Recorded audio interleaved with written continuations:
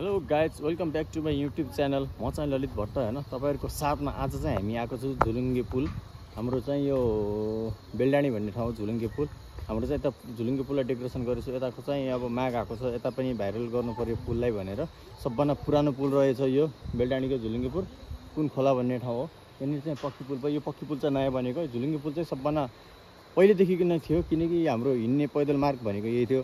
अहिले चाहिँ नयाँ रहेको चाहिँ यो पक्की पुल हो।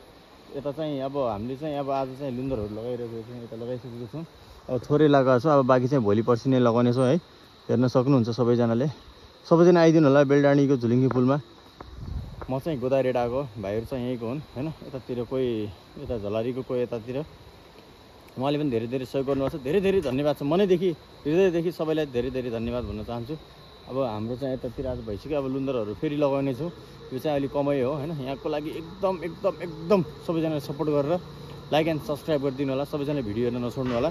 भिडियो चाहिँ स्किप नगरी फुल हेर्नु होला, नकाटिकन हेर्नु होला है। अब यतातिर अटोहरू आइरहेको छन् हैन, गाइज हेर्न सक्नुहुन्छ। मान्छेहरू यतातिर आउने जाने गर्छन्। धेरै पर्यटक क्षेत्र। पहिला हाम्रो बर्थडेहरू पनि बनाउने यतै हो, अनि बर्थडेहरू पनि सेलिब्रेट पार्टीहरू एकदम हुन्छ नि। सबैजना घुम्न आउने मान्छे यतै हो पुलमा। अब यता चाहिँ अहिले आउनु छोड्नुभयो सबैजनाले।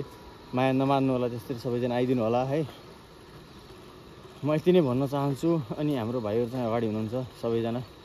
अब यति नै भन्दै अब म पनि गोदावरी निस्किने हो आज चाहिँ धेरै भ्लग हान्न नसके पनि अहिले सर्ट एन्ड स्विट भ्लग दिन सक्छु हजुरहरूलाई है गाइस। अब सबैजना हेर्न सक्नुहुन्छ, यतै छन् केटाहरू टक्क हेर्न सक्नुहुन्छ गाइस। डेकोरेसन बब्बाल भएको छ। लोकेश भाइ कस्तो फिल भइरह? एकदम बवाल थाहा।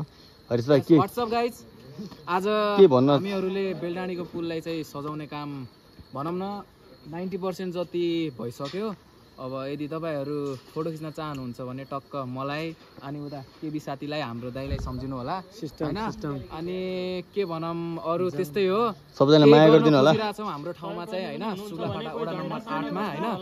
यदि तपाईँहरू भनौँ न इच्छुक व्यक्तिहरू सहयोग गर्न चाहनुहुन्छ भने यो पुललाई अझै राम्रो बनाउन हैन, तपाईको के भनौँ अब आर्थिक यहाँको लोकेसन भनिदियो त। हाम्रो लोकेसन कताबाट आउँछ हैन। तपाईहरु यदि चाहनुहुन्छ भने हैन, के भन्छन् तपाईहरुको सुझाव सल्लाह पनि दिनु होला हैन। यहाँको लोकेसन राम्रो बनाउने छौं। यसको चाहिँ एक्ज्याक्ट लोकेसन चाहिँ सुगाफाटा वडा नम्बर 8 मा छ। तर वडा नम्बर 8 भनेपछि उतातिर पनि पर्छ हैन। तपाईहरु झुक्किनु होला। तपाईहरु आउन चाहनुहुन्छ यहाँ आउने लोकेसन बाटो कलोपुर चौराबाट हैन।